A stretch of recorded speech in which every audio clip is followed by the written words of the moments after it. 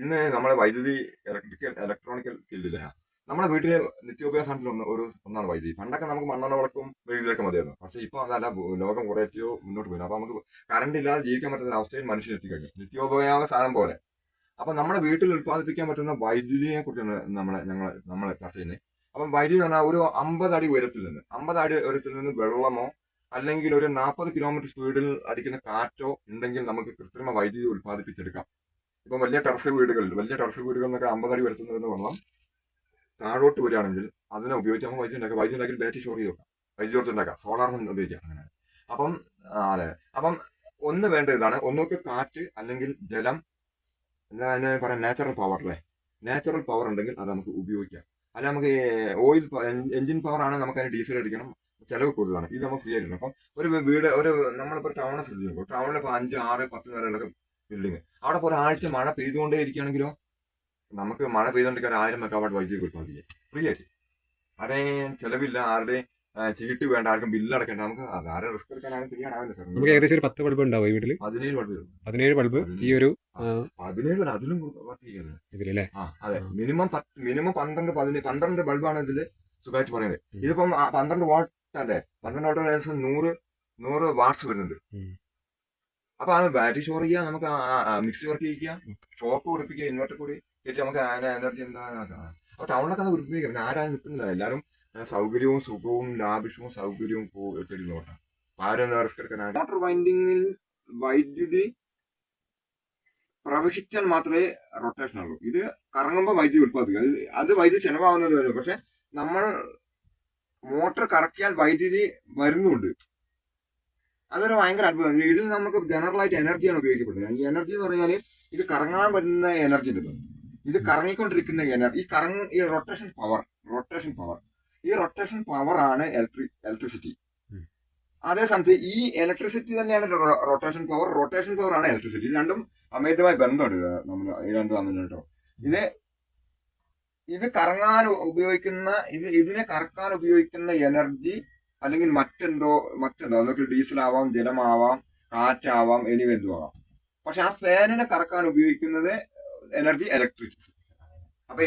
അപ്പൊ ശരിക്കും നമ്മൾക്ക് കോമൺ ആയിട്ട് നമ്മൾ ചിന്തിച്ച് നമുക്ക് ഒരു തീരുമാനത്തിലെത്താം. എന്നറിയോ, എനർജി ഏതുവാട്ടെ അത് ഒന്നാണ് സംഭവം.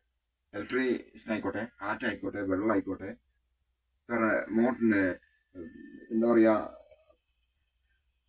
പെട്രോളും ഡീസലും കത്തി സ്ഫോടനം നടത്തിയിട്ട് റൊട്ടേഷൻ ചെയ്യുന്ന എഞ്ചിൻ പവർ ആയിക്കോട്ടെ, സംഭവം ഏകദേശം ഒന്നാണ്. അത് മറ്റു പല ഇപ്പൊ ഈശ്വരൻ, രാമൻ, നബി, കൃഷ്ണ എന്നൊക്കെ പറയുന്നത്. പക്ഷെ ഇതിന്റെ പവർ ഒന്നാണ്. അതെ.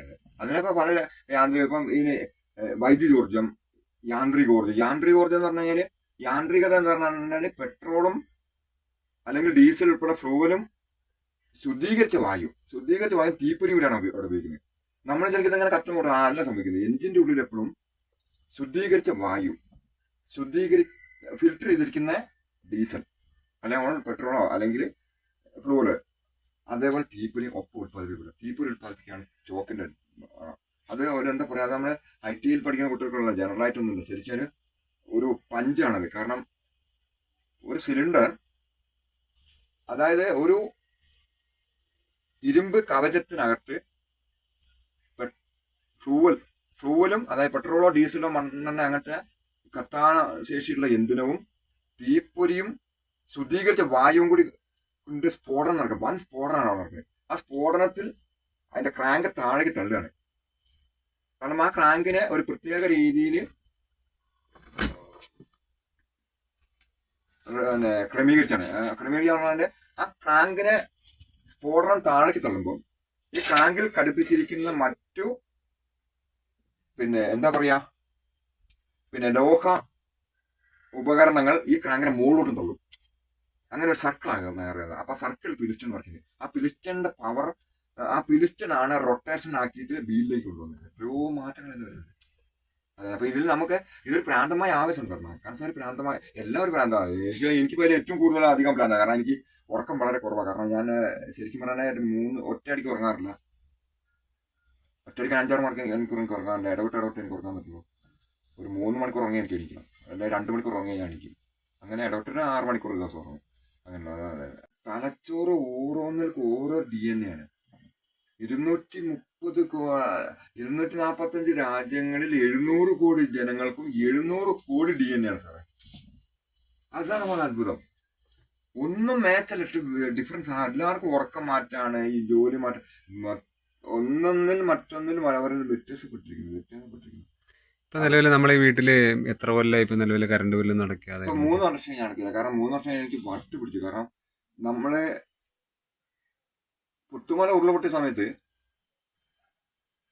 കൃഷി ആവശ്യത്തിന് വേണ്ടി അത് ചതിയാണ്, അത് കൊല ചതിയാണ് നടത്തുന്നത്.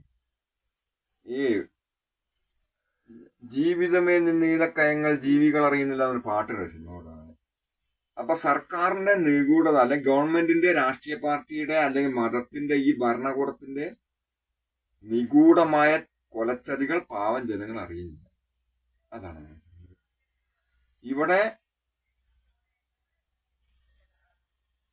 പുത്തുമല ഉരുൾപൊട്ടിയ സമയത്ത് 1 മാസത്തിന് ശേഷം മേപ്പാടി പഞ്ചായത്തിൽ കമ്മിറ്റി കൂടുകയും, ഈ കമ്മിറ്റിയിൽ ഞാൻ അതിൽ പങ്കെടുത്തവരെ പേര് ഞാൻ പറയുന്നില്ല, കാരണം എനിക്ക് നമുക്കൊരു അഭിമാനം, നമുക്ക് പ്രശ്നമില്ല.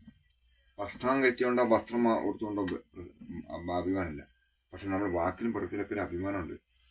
അതുകൊണ്ട് ഞാൻ അവരുടെ പേര് പറയുന്നില്ല. അവിടെ കമ്മിറ്റി കൂടിയ കോപ്പിന്റെ മിനിസ്റ്ററിന്റെ കോപ്പിന്റെ ഉണ്ട്. 6 മാസത്തിന്റെ ഉള്ളിൽ പച്ചക്കാട് പ്രദേശത്ത് വൈദ്യുതി കൊടുത്തോളാമെന്ന് അവിടുന്ന് പ്രമുഖരായ വ്യക്തികൾ, മന്ത്രി ഉൾപ്പെടെ, MLA ഉൾപ്പെടെ, കളക്ടർ ഉൾപ്പെടെ, പ്രസിഡന്റ്, പഞ്ചായത്ത് പ്രസിഡന്റ് ഉൾപ്പെടെ ജനങ്ങൾക്ക് പ്രോമിസ് കൊടുത്താ. അപ്പൊ 6 വർഷം കഴിഞ്ഞു, 6 വർഷം തുടങ്ങി. അപ്പൊ നമ്മളെ എന്ത് സത്യമാണല്ലോ, നമ്മളെ ഇത്രയും ശ്രദ്ധിക്കുന്നതുകൊണ്ടാണ് ഈ ചതി മനസ്സിലാകുന്നത്. അല്ലെ ഞാനെങ്കിൽ മുന്നേ എനിക്ക് അറിയാം. പക്ഷെ എങ്ങനെ ഇവർ ഇത്ര തേർഡ് റേറ്റ് ക്രിമിനലുകളാണെന്ന് നമ്മൾ അറിയുന്നത്.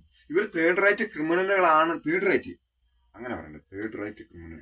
ഇപ്പൊ 3 കൊല്ലമായിട്ട് ഇവിടെ കറണ്ട് ബില്ലൊന്നും ഇല്ല. അപ്പം അങ്ങനെ ഇവിടെ വന്നിട്ട് അഗ്രികൾച്ചർ, അത് ഞാൻ പറയുന്നത്, അഗ്രികൾച്ചർ പർപ്പസ് ആയിട്ട് ഇവർ കറണ്ട് കൊടുക്കണം.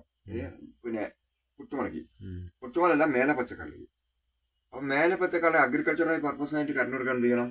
കുളം വേണം, പമ്പ് സെറ്റ് വേണം, സ്പ്രിംഗ്ലർ പൈപ്പ് വേണം. ഇത് മൂന്നും ഇവിടെ ആർക്കും ഇല്ല. അത് ശരിക്കും ഒരു പ്ലാന്റ് ആയിരിക്കണം. കാരണം നമുക്ക് സ്വന്തമായിട്ട് വലിയ സമചതുരത്തിന്റെ കുളം അങ്ങനെ ഉണ്ടാക്കണം. ഒന്ന്. രണ്ടാമത് പമ്പ് സെറ്റ് വാങ്ങി വെക്കണം, സ്പ്രിംഗ്ലർ ലൈൻ കൊടുക്കണം, എന്നിട്ട് അപേക്ഷിക്കണം. എന്തിനു തരാൻ അത് കൊല ചതിയാണ്. അത് ആർക്കും പറ്റപ്പെട്ടു. ഇവിടെ ആർക്കും ഇല്ല. അത് ഇവിടെ മലയിൽ നിന്ന് ഓസിട്ടിട്ടും കുഞ്ഞു നനകലൊക്കെ ഇവിടെ നടക്കുന്നുള്ളൂ. അല്ലാണ്ട് ഇവിടെ കുളം കുഴിക്കാൻ പറ്റില്ല. ഇവിടെ കുളം കുഴിക്കാൻ പറ്റുക എന്ന് പറഞ്ഞാൽ ഇവിടെ മലയേരിയാണ്. കുളം കുഴിച്ച് കഴിഞ്ഞാൽ മണ്ണിലേക്ക് വെള്ളം ഇറങ്ങിപ്പോകും. ഇന്ന് നമ്മൾ കണ്ട വെള്ളം കുറെ വന്നു കഴിഞ്ഞാൽ മണ്ണിലേക്ക് ഇറങ്ങി വേറെ സ്ഥലത്ത് പൊന്തുന്ന രീതിയിലുള്ള എന്താ പറയുക, പാരിസ്ഥിതിക ദുർബല പ്രദേശമാണ്. എക്കോളജിക്കൽ പ്രകടനം ഇല്ലാണ്ട് ഇവിടെ കുളം ഒന്നും വിജയിക്കില്ല. ഇവിടെ ലളിതമായ കൃഷിയിലൂടെ മാത്രം എന്തെങ്കിലും. ഇവിടെ മരം മുറി പ്രശ്നമാണ്, ഖനനം പ്രശ്നമാണ്. കിണർ ബോർവെൽ അടിച്ചാൽ വെള്ളം കിട്ടില്ല. അങ്ങനെ വിഷയമുണ്ട് ഇവിടെ. ചിലപ്പം ചിലപ്പം 2-3 അടിച്ചാലേ വെള്ളം കിട്ടുള്ളൂ. അതുപോലെ ബോർവെൽ എന്താ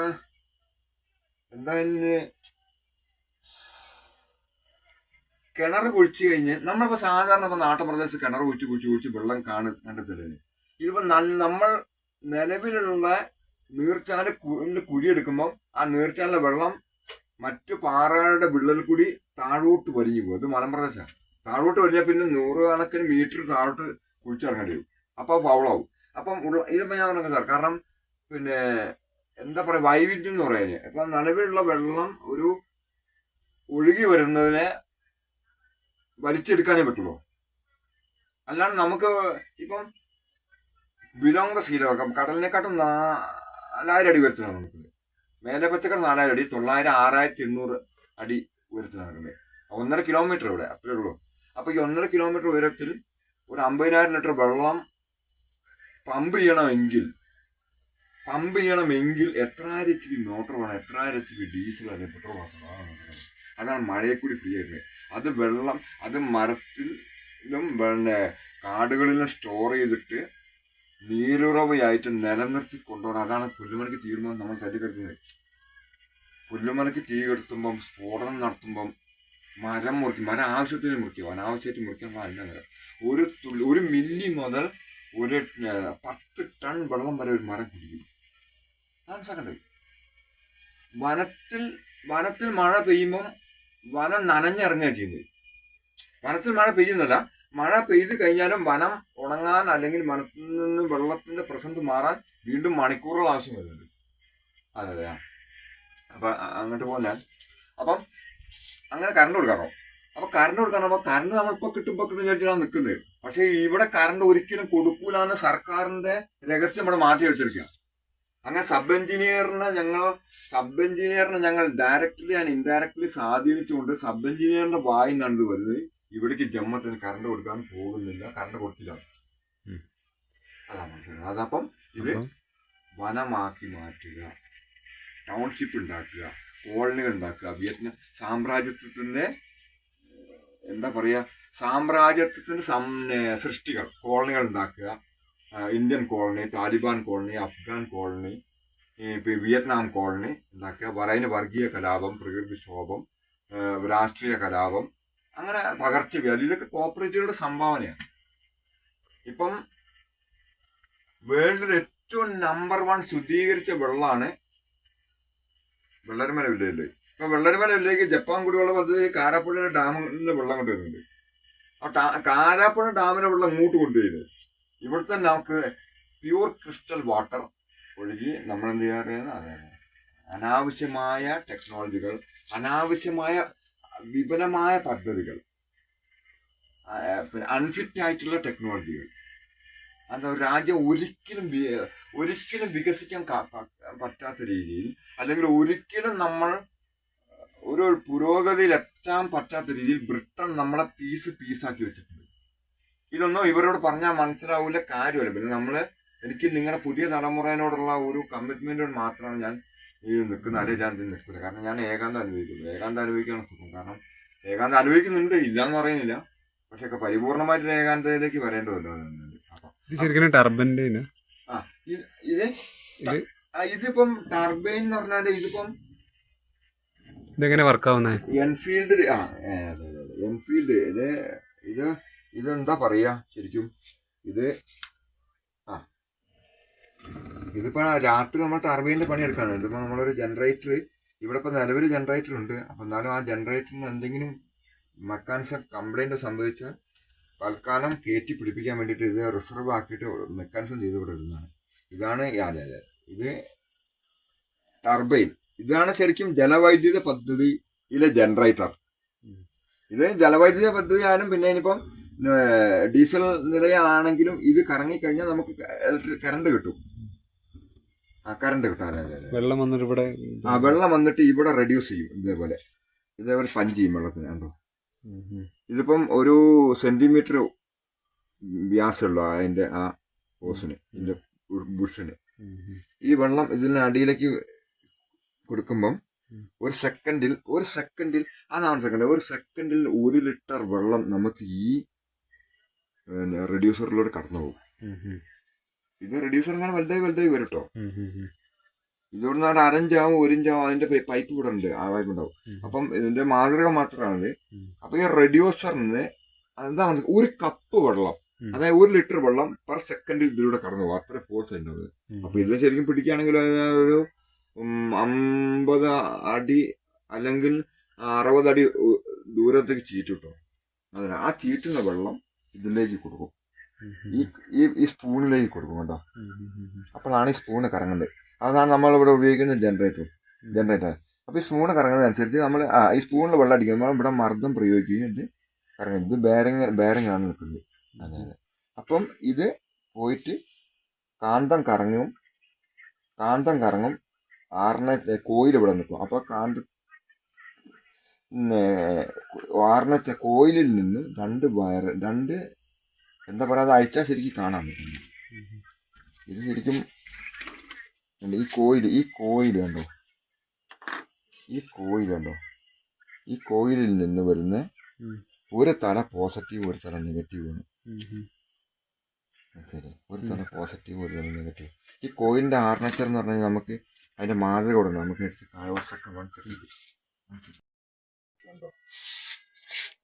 ഇത് മാഗ്നറ്റ്, ഇത് ആർണച്ചർ. ഈ മാഗ്നറ്റും ആർണച്ചറും തമ്മിൽ ജോയിൻ ചെയ്യും. ഇതില് ആണ് ചെമ്പ് കമ്പി ചുറ്റുന്നത്. ഇതിലാണ് ചെമ്പ്. ഈ ഈ ഈ പോസ്റ്റിൽ 1 2 3 4 5 6 പോസ്റ്റ്. ഈ 6 പോസ്റ്റാണ് ചെമ്പ് കമ്പി ചുറ്റുന്നത്. ആ ചെമ്പ് കമ്പി അപ്പോൾ ഇത് നമുക്ക് ഇവിടെ നിന്ന് അറിയാം. ഇതിലിങ്ങനെ ചെമ്പ് കമ്പി ചുറ്റിട്ടുണ്ട്. നമുക്ക് അതിൻ്റെ അടുത്ത വീഡിയോയിൽ നമുക്ക് അതിൻ്റെ ഒറിജിനൽ വരും. ഒറിജിനൽ ഞങ്ങൾ നല്ല മനസ്സിലാകുന്ന രീതിയിൽ കാണിക്കും. അപ്പം ഇത് നിൽക്കും. എന്നിട്ട് ഈ കാന്തം, ഈ മാഗ്നറ്റ് ഇതിൽ തൊട്ടും തൊടൂലാന്ന് പറഞ്ഞ് നിൽക്കുന്നത്. തൊടും തൊടൂല പറഞ്ഞാൽ നിൽക്കുന്നത്. അപ്പം ഇതിനെ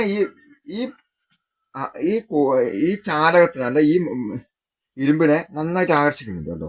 നന്നായിട്ട് ആകർഷിക്കുന്നുണ്ട്. അപ്പൊ ഈ ആകർഷിക്കുന്ന ബലങ്ങൾ തമ്മിൽ ഇതിന് ശരിക്കും പറയുകയാണെങ്കിൽ ചെമ്പല്ല കറണ്ട് ഉത്പാദിപ്പിക്കുന്നത്. ഈ ആകർഷിക്കുന്ന ബലം ഉണ്ടല്ലോ, ഈ ആകർഷിക്കുന്ന ബലത്തിനെ അങ്ങനെ വളരെ റെഡ്യൂസ് ചെയ്ത് നിർത്തിയിട്ട്, അതായത് ആകർഷിക്കുന്ന ബലത്തിനെ തമ്മിൽ അൺടച്ചബിലിറ്റി, ഇൻടച്ചബിലിറ്റി അതിലാണ് നിൽക്കുന്നത്.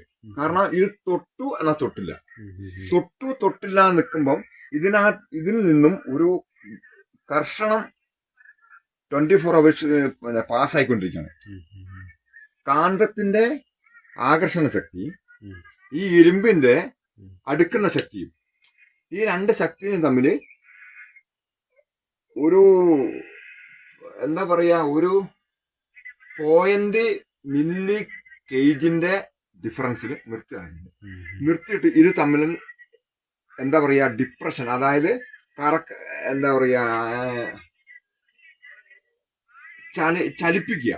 ആ ഡിപ്രഷനിൽ നിന്നിട്ട് അതായത് പിന്നെ ഈ ഒരു 0.0 മില്ലി കേജിൽ കാന്തത്തിനെ ഇരുമ്പിന്റെ അടുത്ത് കൂടി ഇരുമ്പിൽ നിന്ന് ചലിപ്പിക്കുകയാണ്. ഇരുമ്പ് കൂടി ചലിപ്പിക്കുക, അങ്ങനെ പറയാം. ഇരുമ്പ് കൂടി ചലിപ്പിക്കുക ചെയ്യുന്നത്. അപ്പൊ ഇരുമ്പ് കൂടി ചലിപ്പിക്കുന്ന സമയത്ത് ഈ ചുറ്റിയിരിക്കുന്ന ചെമ്പ് കമ്പിയിൽ കൂടി പ്രവഹിക്കുന്ന ഒരു ബലം, അതായത് ഈ ഇരുമ്പിനെ കാന്തം ആകർഷിക്കുന്നു. ആ ആകർഷിച്ചുകൊണ്ടിരിക്കുന്ന ഇരുമ്പിലൂടെ കാന്തം തൊടാതെ ചലിക്കുന്നു. തൊടാതെ ചലിക്കുന്നു.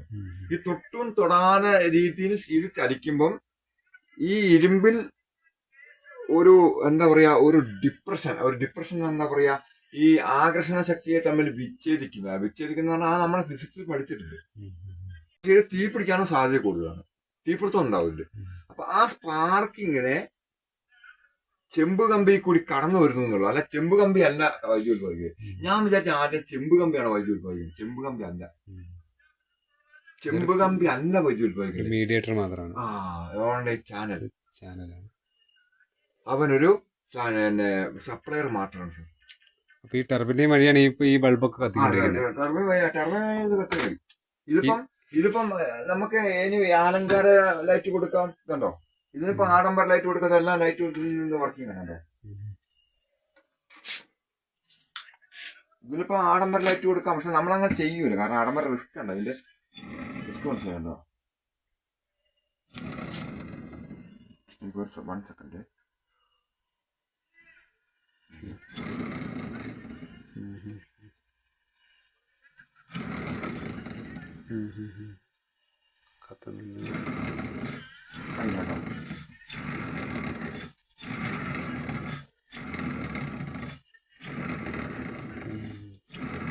ആഡംബര ലൈറ്റ് കൊടുക്കാം. സാധാരണ നമ്മളെ ഈ ഇത് കൊടുക്കാം. പിന്നെ എന്ത് നമ്മളെ എല്ലാ ലൈറ്റും കൊടുക്കും. കണ്ടോ, ഇതിനെല്ലാം DC AC എല്ലാം നമുക്ക് ചെയ്തോണ്ടിരിക്കാം. അതെ. അപ്പൊ ഈ ഡിപ്രഷൻ അടുത്ത് അതന്നെ കണ്ടോ, അങ്ങനെ അതിന്റെ മാറ്റം. ഇതിങ്ങനെ നമുക്ക് ഈ ഒരു ടർബിന് എത്ര വാട്ട് വരെ കിട്ടും നമുക്ക് വീട്ടിലേക്ക്? ഇതില് 12 വാട്ട്സ്, അത് 12 വാട്ട്സ്, 1000 വോൾട്ടേജ് വാട്ട്സും വോൾട്ടേജ് അല്ലേ. 12 വാട്ട്സ് 1000 വോൾട്ട്, 100 വോൾട്ടേജ് ആണ് ഒരു വാട്ട്സ്. അങ്ങനെയാണ് കണക്ക് കറക്റ്റ് നോക്കിയിട്ട് പറയേണ്ടി വരും. അപ്പം 1000 വാട്ട്സ് ഇത് നമുക്ക് കിട്ടും. ഇത് മാറ്റി നമുക്കൊരു വീട്ടിലേക്കുള്ള കംപ്ലീറ്റ് വൈദ്യുതി ഉത്പാദനം, അതാണ് മനസ്സിലാക്കുന്നത് ഇതിന്റെ. പക്ഷെ ഇത് നല്ല കറങ്ങാൻ നന്നായിട്ട് വിടും. പക്ഷെ നമ്മൾ വെള്ളത്തിൽ കൊടുക്കുമ്പോൾ ലിമിറ്റ് കറക്കി കറങ്ങുള്ളൂ. ആ സ്ഥാനത്ത് വെള്ളം വന്നിട്ട് അടിക്കുന്ന ശക്തിയിലുള്ള കറക്കത്തിന്റെ ശക്തി ഒന്ന് വേറെ, പിന്നെ കാറ്റിന് കറങ്ങുന്നത് വേറെ, ഡീസൽ നിലയത്തിന് സ്ഫോടനം വഴി കറങ്ങുന്നത് വേറെ. അത് സ്ഫോടനം വൻ കറക്കായി കിടക്കുന്നത്, നന്നായിട്ട് കറങ്ങുന്നത്. കാരണം സ്ഫോടനമാണ് അവിടെ നടക്കുന്നത്, വൻ സ്ഫോടനമാണ് അതിൻ്റെ ഉള്ളിൽ നടക്കുന്നത്. അത് ഇരുമ്പ് അകത്തായതുകൊണ്ടാണ് നമ്മളെ സ്ഫോടനത്തിന്റെ ശബ്ദം പുറത്ത് കേൾക്കാത്തത്. ആ സ്ഫോടനത്തിന്റെ ശബ്ദം കുറച്ച്, പിന്നെ പ്രഷർ കുറച്ച്, ശബ്ദം കുറച്ച് പല കുഴലിലൂടെ കടത്തി വിട്ടിട്ടാണ് സൈലൻസർ പുറത്തേക്ക് പോകുന്നത്. സൈലൻസർ എന്ന് പറയുന്നതാണ് നിശബ്ദൻ. ആ സ്ഫോടനത്തിനെ സൈലന്റ് ചെയ്യുന്നവനാണ് സൈലൻസർ. അത് പോക്കുഴൽ. അപ്പൊ അതെ അപ്പൊ ഇത് നമുക്ക് ഒരു വീഡിയോ ചെയ്യും. നാളെ അതിന്റെ പാർസൽ വരും. ഇതിന്റെ പാർസൽ ശരിക്കും കോയിൽ നിങ്ങൾക്ക് കാണിച്ചു തരാം. ഈ കോയിൽ ഇപ്പൊ ഇതൊന്ന് അഴിക്കണം. ഇത് അഴിക്കണപ്പം റിസ്ക് ആണ്. ഇത് അഴിച്ചെടുക്കുകയാണെങ്കിൽ നിങ്ങൾക്ക് അതിൽ ശരിക്കും വർക്ക് ചെയ്യുന്നത്. അപ്പൊ ഇതും കൂടി രണ്ടും കൂടി കാണാം. ഇപ്പൊ നമ്മൾ അടുത്ത ദിവസം വെള്ളത്തിൽ വെക്കും. വെള്ളത്തിൽ വെച്ച് കഴിഞ്ഞാൽ നമുക്ക് വൈദ്യുതി ഉൽപ്പാദിപ്പിക്കാം. കാരണം ഇവിടെ അൺലിമിറ്റഡ് പവർ എന്ന് പറഞ്ഞാൽ ഏറ്റവും വലിയ ബലം ഭൂമിയുടെ ഗുരുത്വാകർഷണം. ഭൂഗുരുത്വാകർഷണമാണ് പവർ നമ്പർ 1. രണ്ടാമത് സൂര്യൻ പിന്നെ ഊർജത്തിന്റെ ഉറവിടാണ്. അത് മനസ്സിലാക്കുന്നത്. സൂര്യനിൽ നിന്നും പിന്നെ എന്താ പറയാ സകല ഊർജം വരുന്നുണ്ട്. സോളാർ പാനലുകൾക്ക് സൗരോർജത്തിൽ നിന്ന് മാത്രമേ വൈദ്യുതി എടുക്കാൻ പറ്റുള്ളൂ. അതായത് സൂര്യരശ്മികൾ പോസിറ്റീവും സൂര്യപ്രകാശങ്ങൾ നെഗറ്റീവായിട്ട് മാറുന്നത്. ചൂട് പോസിറ്റീവാണ്, തണുപ്പ് ന്യൂട്രോണും പ്രോട്ടോണും. അതന്നെയാണ് ഇതിൻ്റെ വരുന്നത്. അതായത് ഇപ്പൊ ശാസ്ത്രം അതിനെ മറികടക്കുന്നുണ്ട്. എന്തെങ്കിലും ഒരു വെളിച്ചത്തിൽ ഒരു വെളിച്ചത്തിനെ വൈദ്യുതിയാക്കുന്ന ഒരു എനർജി ഇപ്പൊ ചൈന കണ്ടുപിടിച്ചിട്ടുണ്ട്. നമ്മൾക്ക് സൂര്യന്റെ ആ തെറ്റി തിരുത്തലാണ് ജീവിതയാത്ര. ഇപ്പൊ സോക്രട്ടീസ് പറഞ്ഞ ഭൂമി ഉരുണ്ടതാണ്. അന്ന് അയാളെ വിഷം കൊടുത്ത് കൊന്നു ഭരണകൂടം. പക്ഷെ പിൽക്കാലത്ത് ഭരണകൂടത്തിന് മനസ്സിലാക്കേണ്ടി വന്നു ഭൂമി ഉരുണ്ടതാണ്. ഇപ്പൊ നമ്മളിപ്പോ കഴിഞ്ഞ ദിവസം ഒരു വീഡിയോ ചെയ്തു. ആന കേറാ മേട്ടിലും ആളും കേറാ കാട്ടിലും എന്നൊരു പാട്ടുണ്ട്. പക്ഷെ ആന മേട്ടിൽ കൂടി പോകുന്നത് നമുക്ക് കഴിഞ്ഞ ദിവസം മനസ്സിലായി. കഴിഞ്ഞ ദിവസം വീഡിയോ നിങ്ങൾ പറഞ്ഞല്ലോ, ആന അത്ര ആ മേട് ഭാഗത്തു കൂടി പോകണമെങ്കിൽ അതുപോലത്തെ വഴി കൂടി ആനകൾക്ക് കയറി യാത്ര ആന ചെയ്യുന്നുണ്ട്. നമ്മൾ ശ്രദ്ധിക്കില്ല. എന്തിലും മാറ്റങ്ങൾ വന്നുകൊണ്ടിരിക്കുന്നത്. മാറ്റങ്ങളും നമ്മൾ തിരുത്തും. കാരണം മണ്ണെണ്ണ വിളക്കല്ല, പിന്നെ നമ്മൾ വൈദ്യുതി ബൾബ് നല്ല ട്യൂബ് ലൈറ്റിന് CFL വന്നു. CFL ഇപ്പൊ ഈ LED വന്നു. ഈ ചാലകത്തിൽ ചെമ്പ് അവസ്ഥയാണ്. ചെമ്പ് കമ്പി. ചാലകവും കാന്തവും തമ്മിൽ അപാര ബന്ധമുണ്ടോ? അപാര ആകർഷണമുണ്ടോ? ആകർഷണത്തിന്റെ ഭയങ്കര ആകർഷണമുണ്ട്. രണ്ട് ഇരുമ്പും മാഗ്നറ്റുമുണ്ട്. അപ്പൊ ഇത് പിടുത്തം. രണ്ടാമത് ഈ 6 പോസ്റ്റിൽ കൂടി ചുറ്റുന്ന വൈൻഡ് ചെയ്യുന്ന കോപ്പർ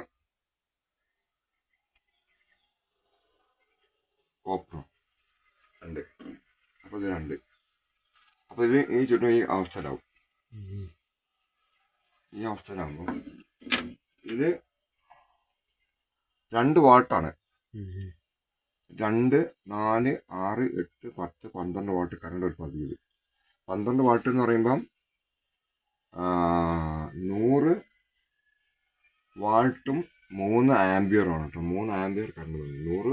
100 വോൾട്ടേജ് വേറെ, ആംബിയർ വേറെ, വാട്ട്സ് വേറെ. വാട്ട്സ് എന്ന് പറഞ്ഞു കഴിഞ്ഞാൽ നമ്മൾ ഉപയോഗിക്കുന്ന വൈദ്യുതി. ഇപ്പം എത്ര ലിറ്റർ വെള്ളം കൊള്ളുന്ന ബക്കറ്റാണ്, അതാണ് വാട്ട്സ്. എത്ര ലിറ്റർ വെള്ളം കപ്പാസിറ്റി. ഇപ്പൊ 10 ലിറ്റർ വെള്ളം കൊള്ളുന്നതാണ് 10 ലിറ്റർ വെള്ളം, 5 ലിറ്റർ വെള്ളം 5 ലിറ്റർ. അപ്പൊ 10 ലിറ്റർ കൊള്ളുന്നതാണ് നമുക്ക് അത്ര ഉപയോഗിക്കപ്പെടുക. അപ്പൊ ഇത്ര വാട്ട്സ് ബാറ്ററി. അപ്പൊ 12 വാട്ട്സ് ആണ്. അങ്ങനെ വാട്ട്സ് എന്ന് പറഞ്ഞാൽ കപ്പാസിറ്റി, അതായത് കഴിവ്, വ്യാസം. അതാണ് വോൾട്ടേജ് എന്ന് പറഞ്ഞു കഴിഞ്ഞാൽ പ്രകാശിക്കാനുള്ള കഴിവാണ് വോൾട്ടേജ്. നമ്മൾ അധികം ഇത് രാസഭാഷയിൽ പറയരുത്. ജനങ്ങൾക്ക് മനസ്സിലാവില്ല. അവർക്ക് മനസ്സിലാവുന്ന നാടൻ ഭാഷയിൽ പറഞ്ഞു കൊടുക്കണം.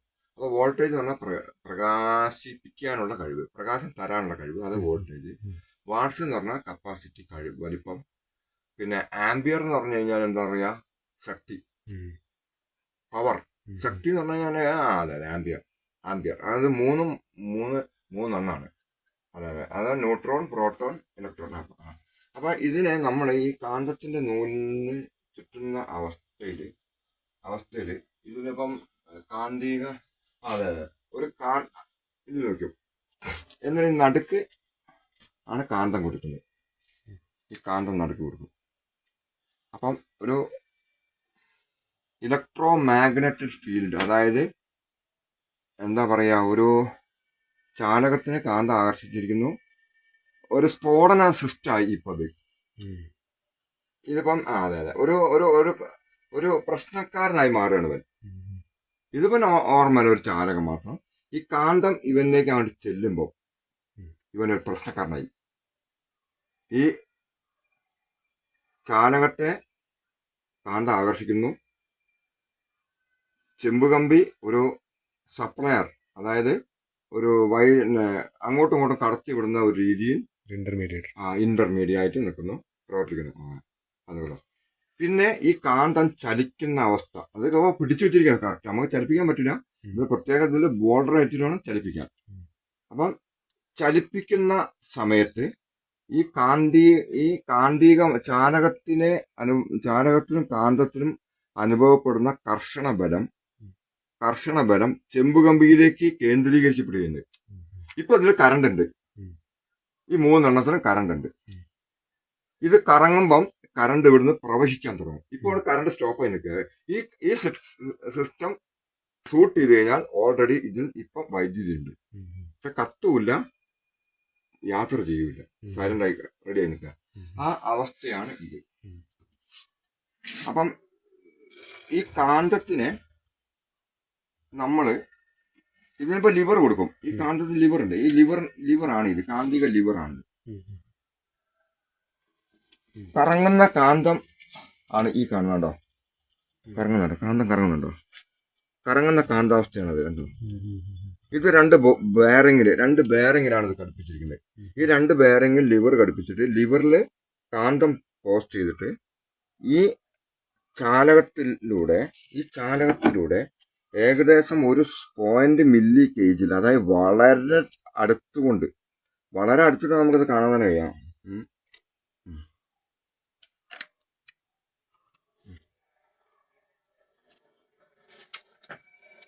ഇത് തൊട്ടിനാ പറഞ്ഞാണ് നിൽക്കുന്നത് കണ്ടോ. പക്ഷെ ഒരു ബ്ലേഡിന്റെ ഒരു പേപ്പറിന്റെ, അല്ലാതെ ഒരു തലനാര ഇഴയുടെ ഡിഫറെന്റ് വേക്കൻസി മാത്രമേ അവരെ തമ്മിലുള്ളൂ. ആ തമ്മിൽ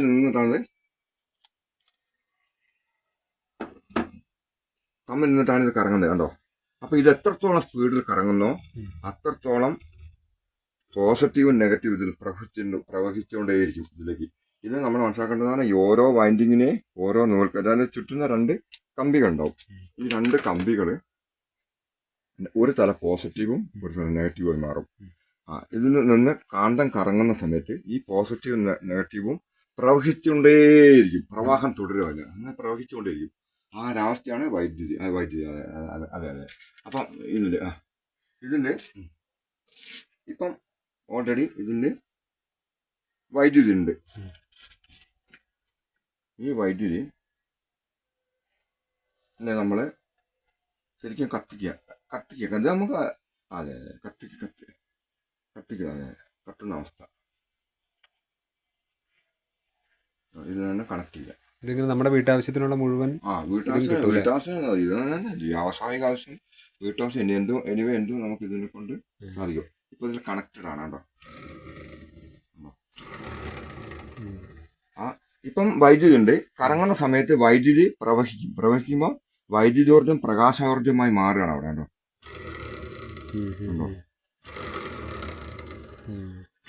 പ്രകാശോർജ്ജമായി മാറുകയാണ് അവിടെ. ആ പ്രകാശോർജ്ജം നമുക്ക് ഡിസൈൻ ചെയ്യാം. എങ്ങനെ വേണമെങ്കിലും ആഡംബര ലൈറ്റുകൾ ഉപയോഗിക്കാം, മെഷീനറി ഉപയോഗിക്കാം. അതെ, ഈ സിസ്റ്റം ആണ് ഇതിൽ നടന്നുകൊണ്ടിരിക്കുന്നത്. കറങ്ങുമ്പോൾ വൈദ്യുതി പ്രവഹിച്ചുകൊണ്ടിരിക്കും. കണ്ടിന്യൂസ് നടക്കാൻ നമുക്കിപ്പം ഇത് ഫിറ്റ് ചെയ്യാം. ഫിറ്റ്നസ് ആയി കഴിഞ്ഞാൽ അതാണ് ഇതാണ് ഇത് സംഭവിക്കുന്നത്. ഇത് നമുക്ക് ആഡംബര ലൈറ്റും ഇനിയിപ്പോ എല്ലാ ലൈറ്റും ഇത് DC ഡൈനാമാണ് കേട്ടോ. ഇത് DC ഡൈനാമാണ് കണ്ടോ. DC ഡൈനാമോ ഇത് നമുക്ക് ആഡംബര ലൈറ്റുകളും അതെ നമുക്ക് 17 ട്യൂബ് വരെ കൊടുക്കാം. അതെ ഇത് നമ്മൾക്ക് ജലം ഉപയോഗിച്ചിട്ടോ കാറ്റ് ഉപയോഗിച്ചിട്ടോ ഇനി യാന്ത്രിക ശക്തി ഉപയോഗിച്ചിട്ടോ കറക്കാം. നമുക്ക് ഇത് തന്നെ കറക്കിയെടുക്കാം. കറക്കിയെടുക്കുന്നുണ്ടോ കണ്ടോ? ശരിയാണോ ബ്രോ?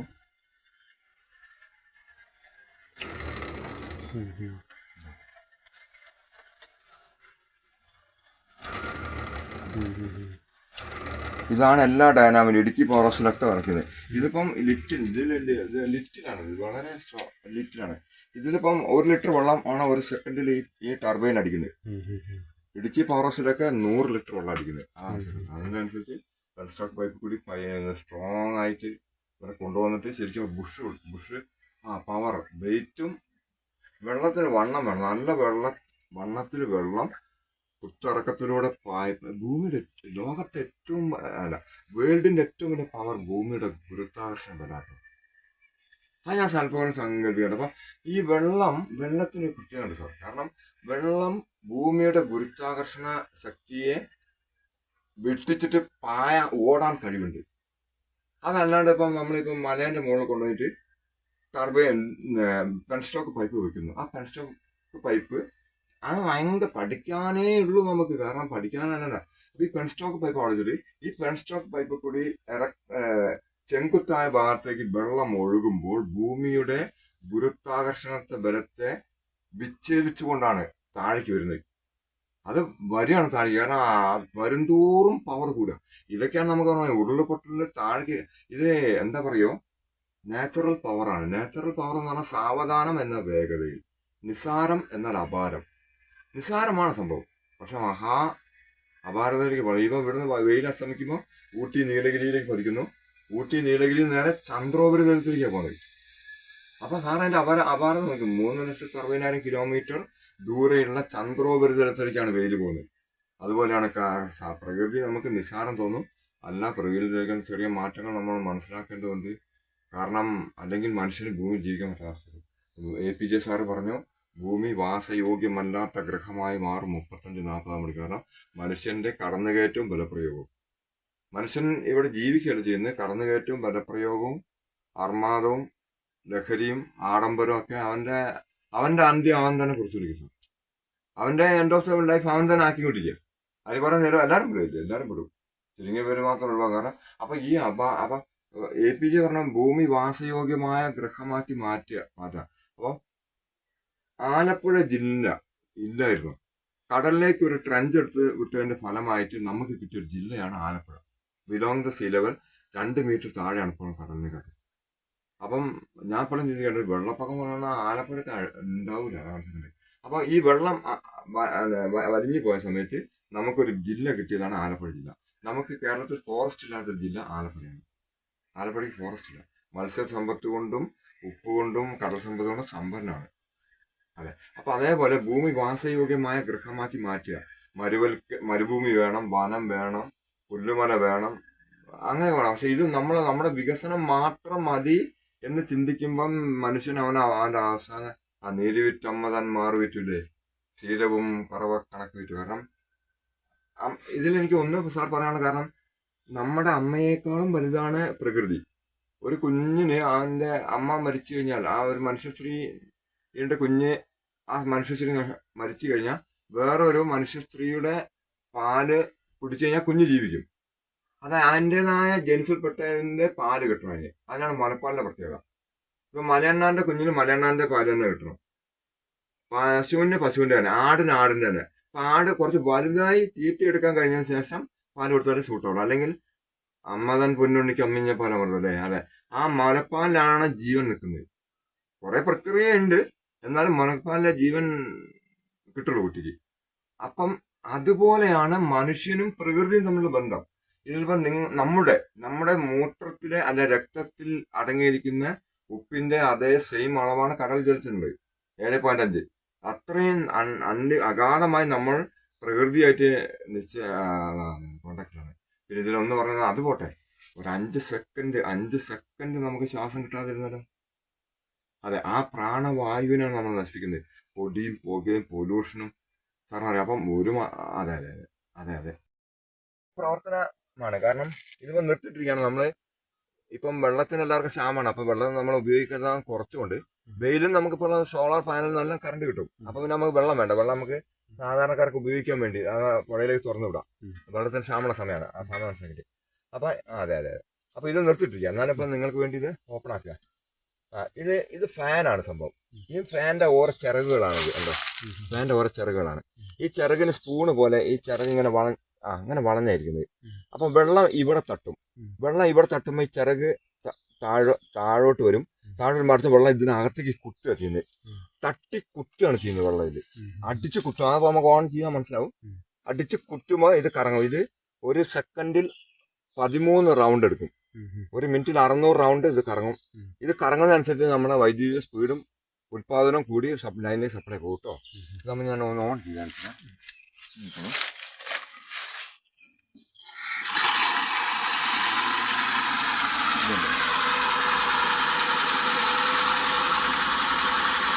സ്പ്രേ പോലെയാണല്ലോ. ഒരു സെക്കൻഡിൽ 13 റൗണ്ട് എടുക്കുന്നത് അല്ലേ.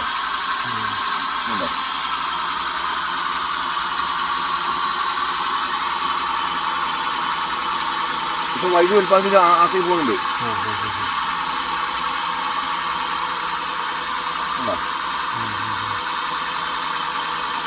ഇത് വെറും 60 അടി ഉയരത്തുനിന്ന് വരുന്നുള്ളൂ. 60 അടി ഉയരത്തുനിന്നാണ് വെള്ളം നമുക്ക് അടിക്കുന്നത്.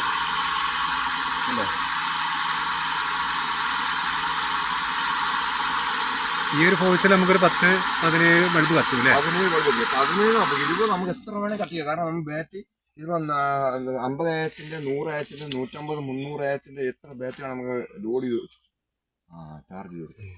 അൺലിമിറ്റഡ്. ഇപ്പൊ ഞാൻ ഓർക്കും മൈക്കിൾ ഫാരഡെ വൈദ്യുതി കണ്ടുപിടിച്ചു. മൈക്കിൾ ഫാരഡെ വൈദ്യുതി കണ്ടുപിടിച്ച് അയാളുടെ ജന്മം മുഴുവൻ ഇത് ഉപയോഗിക്കാൻ പറ്റാണ്ട് അയാൾ കടന്നുപോയി. പിൻതലമുറക്കാരനായ ഐൻസ്റ്റീനാണ് ഇത് പ്രകാശോർജം മനുഷ്യരാശിക്ക് കൊടുത്തു. ഇതിന് പുറകെ മഹാ വ്യക്തിത്വങ്ങളുടെ അനശ്വര ജീവിതങ്ങളുണ്ട്. അതെ. അപ്പൊ ഐൻസ്റ്റീൻ ലാസ്റ്റ് പരീക്ഷണം നടത്തി പരാജയപ്പെട്ടപ്പം ഇയാളെ വീട്ടുകാരും നാട്ടുകാരും എല്ലാം പിടിച്ചിട്ട് ഇയാൾ മനോരോഗ ആശുപത്രി കൊണ്ടുപോയെങ്കിലും സൈക്കാട്രിസ്റ്റിനോട് ഐൻസ്റ്റീൻ പറഞ്ഞു, ഞാൻ അത്രത്തോളം ലക്ഷ്യത്തോടെ അടുത്തു. അവസാനം ഉടുതുണി പോലും ഇല്ലാത്ത അവസ്ഥയിലേക്ക് ഐൻസ്റ്റീൻ എത്തിയിരുന്നു. ഭ്രാന്തമായ ആവശ്യം എന്ന് പറയുന്നത്. അപ്പൊ ഞാൻ അത്രത്തോളം ലക്ഷ്യത്തോട് അടുത്തു എന്നാണ് ഐൻസ്റ്റീൻ പറഞ്ഞത്. എന്നിട്ടും ഐൻസ്റ്റീൻ ഒഴിവാകാണ്ട് ഐൻസ്റ്റീന് വീട്ടുകാരോ നാട്ടുകാരൊക്കെ ഉപേക്ഷിച്ചു, സ്വന്തം ഭാര്യ വരെ ഉപേക്ഷിച്ചു. അങ്ങനത്തെ ഒരു അവസ്ഥയിൽ ഐൻസ്റ്റീൻ എത്തി. ഐൻസ്റ്റീൻ അവസാനം പിന്നെ ലെഡും ടിന്നും കലർന്ന ഫിലമെന്റിലൂടെ വൈദ്യുതി കടത്തിവിടുകയും അത് പ്രകാശം പുറപ്പെടുവിക്കുകയും അത് മനുഷ്യരാശിക്ക് പ്രകാശം വെളിച്ചമേകുകയും ചെയ്തു. നമ്മൾ 10 രൂപയ്ക്ക് വാങ്ങുന്ന ബൾബിന്റെ ബാക്കിൽ ഒരു മനുഷ്യ ജന്മമുണ്ട്. ആ ലെഡും ടിന്നും കലർന്ന ഫിലമെന്റ് കൂടിയാണ് വൈദ്യുതി കടന്നു പോകുന്നത്. വല്ലാതെ നിങ്ങൾ എന്തിലൂടെ വൈദ്യുതി കടത്തി വിട്ടാലും അത് ചുട്ടു പഴുക്കൂല, അത് പ്രകാശമാക്കൂല. ലെഡും ടിന്നും ഫിലമെന്റ് ഒന്ന്. ഇപ്പൊ ഫിലമെന്റ് നമ്മൾ എങ്ങോട്ട് വന്നു? കാരണം LED വന്നു. LED വന്നപ്പോൾ കുറച്ചും കൂടി ലാഭമായി നമുക്ക്. CFലേക്ക് വന്നു, മെർക്കുറിയിലേക്ക് വന്നു. മെർക്കുറിയിൽ വൈദ്യുതി കടത്തി വിടുമ്പോൾ പ്രകാശിക്കുന്നുണ്ട്. പിന്നെ ആ കണ്ടുപിടുത്തങ്ങളാണല്ലോ ലോകം. മെർക്കുറിയിൽ നമ്മൾ LED വന്നു. LED ആകുമ്പോൾ നമുക്ക് ഒന്നും കൂടി എളുപ്പമാണ്, ചെലവും കുറവാണ്. അപ്പൊ അങ്ങനെ നമ്മൾ അതെ കണ്ടുപിടുത്തത്തിന്റെ ഡിസ്കവറിനാണ്. പക്ഷെ ഇത് നമ്മുടെ മനുഷ്യരാശിയുടെ അന്ത്യത്തിന് വേണ്ടി ഉപയോഗിക്കുകയാണ് മനുഷ്യർ. കടന്നുകയറ്റം ബലപ്രയോഗം. കാരണം അതെന്താ ആരും പറഞ്ഞാൽ കേൾക്കൂല. കാരണം വൈവിധ്യമാണ് പ്രകൃതി. മനുഷ്യ മനസ്സുകളും വൈവിധ്യമാണ്, പ്രകൃതിയും വൈവിധ്യമാണ്. അപ്പൊ അത് ഏറ്റുമുട്ടിക്കൊണ്ടേയിരിക്കും. കടലും കരയും തമ്മിൽ ഏറ്റുമുട്ടിക്കൊണ്ടിരിക്കും. പർവ്വതങ്ങളും തമ്മിൽ മുട്ടിക്കൊണ്ടിരിക്കും. അതെ. അപ്പൊ അതിന് അവരുടെ വഴിക്ക് വിടും. അവരെ നമ്മൾക്ക് തടുക്കാൻ പറ്റില്ല, നമുക്ക് ഒഴിവായല്ലേ പറ്റും. അതെ. അപ്പം സയന്റിസ്റ്റുകൾ ഒരിക്കലും ആഗ്രഹിക്കുന്നില്ല നിങ്ങൾ തമ്മിൽ മനുഷ്യ എന്താ അറിയോ, തമ്മിൽ തല്ലിക്കഴിഞ്ഞാൽ സർവനാശത്തിന്റെ കാരണമാവും. പിന്നെ വേറൊരു കാര്യം, നമ്മളതിൽ ഭൂമുഖത്ത് മനുഷ്യൻ അൺലിമിറ്റഡ് ആയിട്ട് പെരുകുമ്പം അവർക്ക് സ്വയം നാശം അവർ തന്നെ കണ്ടുപിടിക്കുമല്ലോ. ഇപ്പൊ നമ്മൾ കടന്നലുകൾ സ്വയം കുത്തിമിരിക്കും അവസാനം. അതേ മുള്ളിൽ പോയി കുത്തും എന്നൊക്കെ പറയുന്നത്. അത് തന്നെ കടന്നലിന്റെ കൂട് വലിയതായ സമയത്ത് അത് കൂട് ചെതറിയിട്ട് അവർ സ്പ്രെഡായിട്ട് തിരിഞ്ഞു. അപ്പം പ്രകൃതി നാശത്തിനും വിനാശത്തിനും ഉത്ഭവത്തിനും കാരണമാണ്. ഒന്ന് ഉൽപ്പാദിപ്പിക്കുന്നുണ്ട് പ്രകൃതി. ആ പ്രകൃതി തന്നെ അതിനെ മെയിൻറ്റെയിൻ ചെയ്യുന്നുണ്ട്. സന്തുലിനാവസ്ഥ. അതാ ഞാൻ നേച്ചർ ലവേഴ്സ് മൂവ്മെന്റ് കോഴിക്കോട് എനിക്ക് നിർമ്മലഗിരിയിൽ എനിക്ക് സംസാരിക്കാൻ വന്നപ്പം എനിക്ക് ഒരു 45 മിനിറ്റ് സംസാരിക്കാൻ സ്റ്റേജ് ഉണ്ടെങ്കിൽ ഞാൻ 4 മിനിറ്റ് സംസാരിച്ചിരുന്നു. പ്രകൃതിയെ നിങ്ങൾ ആരും സംരക്ഷിക്കണ്ട. അതിന്റെ സ്വയം സന്തുലിനാവസ്ഥ സ്വയം നിയന്ത്രിച്ചോളൂ. നിങ്ങൾ അതിനെ ദ്രോഹിക്കാതിരുന്നാൽ മതി. ഒന്ന്. പരിസ്ഥിതിനെ പിന്നെ നമ്മൾ സംരക്ഷിക്കാനും നിൽക്കേണ്ട, നമ്മൾ നിലനിർത്തും. ഭൂമി അത് സ്വന്തം നിലനിർത്തും.